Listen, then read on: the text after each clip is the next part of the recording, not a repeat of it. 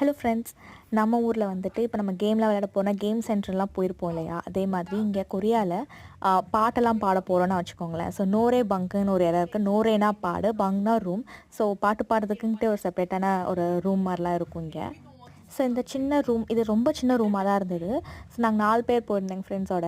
ஒரு பெரிய screen TV இருந்தது, கூடவே 2 மைக்கு, அப்புறம் இதுதான் பெரிய சைஸ் ரிமோட். இதை நம்ம சாங் செலக்ட் பண்ணிக்கலாம். கூடவே நம்மளுக்கு இந்த சாங் செலெக்ஷன் புக்கும் இருந்தது. கூடவே என்னென்னலாம் பாட்டு இருக்குது, அப்புறம் கொரியன் பாட்டு மட்டும் இல்லை, இங்கிலீஷில் இருந்தது, ஃபிலிப்பைன், அப்புறம் சைனீஸ் சாங்ஸ் எல்லாமே இருந்தது. இந்தியன் சாங் இல்லை.